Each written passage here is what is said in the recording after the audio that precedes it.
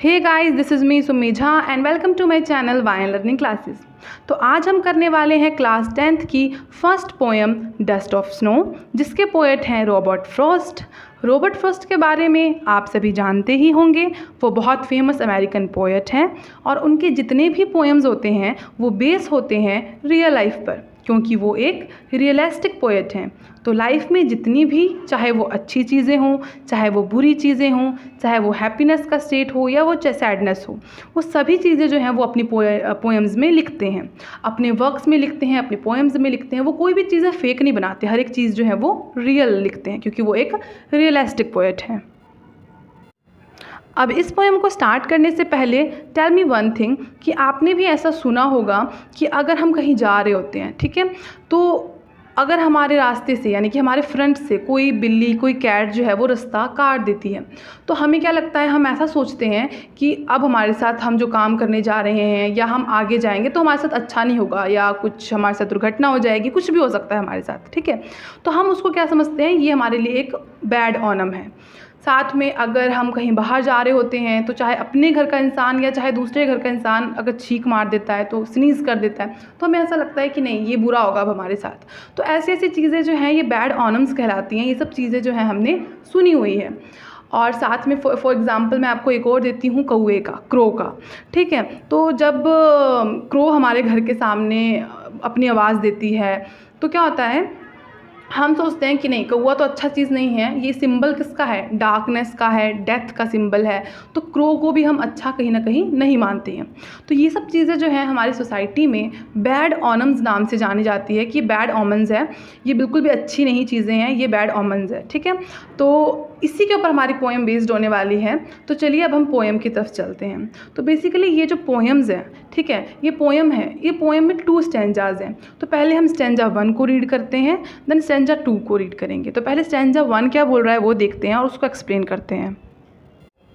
तो first stanza में जो पोएट है वो विंटर सीजन का वर्णन करता है, यानी कि सर्दियों के मौसम का वर्णन करता है, ठीक है। वो एक रास्ते पे चल रहा होता है जो रास्ता पूरे के पूरे बर्फ़ से यानी कि स्नो से ढका हुआ होता है। तो वो चलते जाता है और हर जगह क्या होता है, बर्फ़ ही बर्फ़ रहता है, ठीक है। देन वो सडनली एक जगह पे रुक जाता है। तो जब वो रुकता है और वो आसपास उसकी नज़र पड़ती है तो वो क्या देखता है कि वो जहाँ खड़ा है एग्जैक्टली वो हेमलॉक ट्री के नीचे खड़ा है।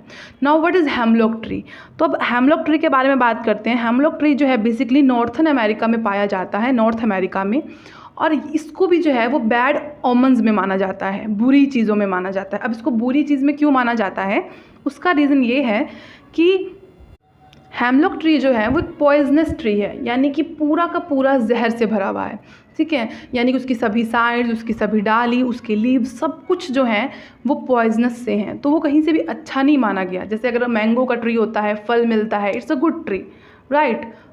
किसी भी चीज़ का ट्री गुड होता है क्योंकि उसमें से हमें कुछ ना कुछ अच्छी चीज़ें मिलती हैं। अब बनाना का ट्री हुआ तो हमें वहाँ से फ्रूट भी मिलता है, साथ में उसके जो लीव्स होते हैं वो हमें काम भी आते हैं। So it's a good tree. लेकिन ये जो ट्री है ये सिर्फ हमें क्या दे रहा है, पॉइजन, जहर। तो ये कहीं ना कहीं अच्छा ट्री नहीं माना जाता है।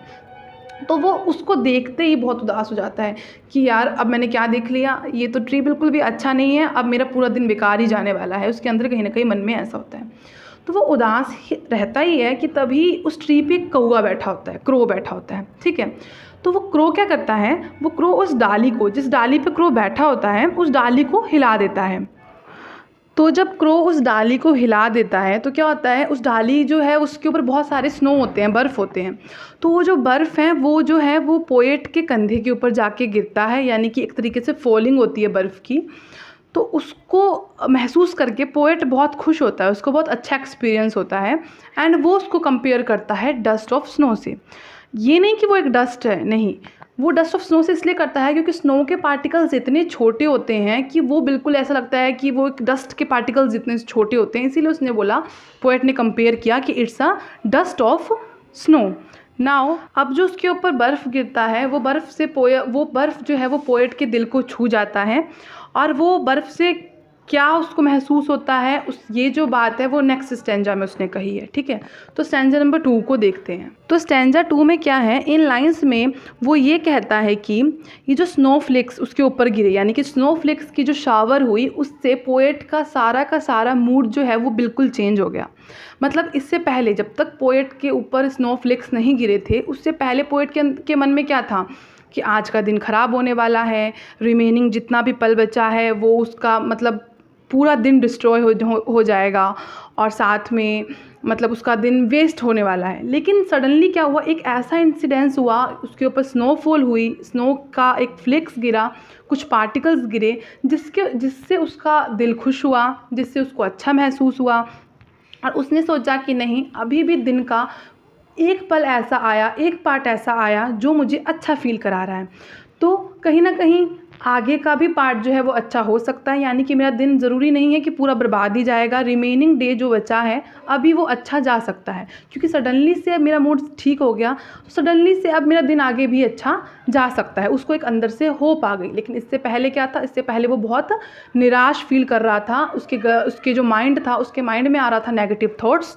सिर्फ और सिर्फ नेगेटिविटी आ रही थी, पॉजिटिविटी नहीं आ रही थी। लेकिन after this incidence they feel relax, उसने रिलैक्स फील किया और उसने नेचर को यानी कि गॉड को थैंक्स बोला, नेचर को थैंक्स बोला और कहा कि आज मैं अभी जो फील अच्छा कर रहा हूँ सिर्फ और सिर्फ नेचर की वजह से कर रहा हूँ।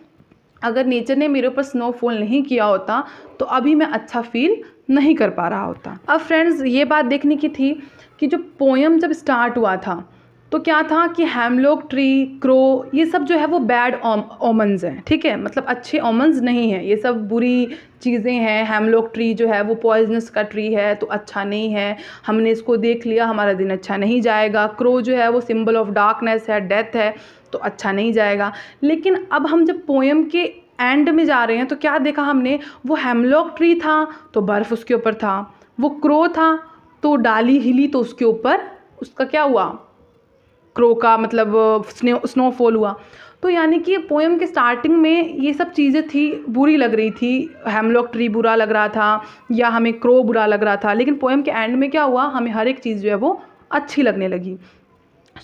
इस पोएम से हमें क्या सीखना चाहिए, इस पोएम से हमें ये सीखना चाहिए कि हर एक नेगेटिविटी के पीछे एक ना एक पॉजिटिविटी ज़रूर छुपी होती है। ठीक है, तो नेगेटिविटी जब भी हमारे लाइफ में आती है वो पॉजिटिविटी के साथ ही आती है, लेकिन ये सिर्फ नज़रिया का फ़र्क है कि हम उस नेगेटिविटी को पूरे टाइम नेगेटिविटी में ही स्पेंड करें या उस नेगेटिविटी के पीछे एटलीस्ट वन पॉजिटिविटी ढूंढें और उसको पॉजिटिविटी को ढूंढ के सामने लेके आएँ। आई होप आपको ये वीडियो अच्छी लगी होगी। उम्मीद है कि मैं आपको ये वीडियो समझाने में, आपको ये पोएम समझाने में सक्षम रही होंगी। अगर आपको ये वीडियो अच्छी लगी है तो वीडियो को लाइक करना है, ज़्यादा से ज़्यादा शेयर करना है और अगर आपने अभी तक चैनल को सब्सक्राइब नहीं किया है तो सब्सक्राइब करना है and also press the bell icon and follow me on the Instagram, क्योंकि इंस्टाग्राम की लिंक जो है वो डिस्क्रिप्शन बॉक्स में अवेलेबल है। तो मिलते हैं नेक्स्ट वीडियो में नेक्स्ट टॉपिक के साथ, तब तक के लिए keep learning while learning classes.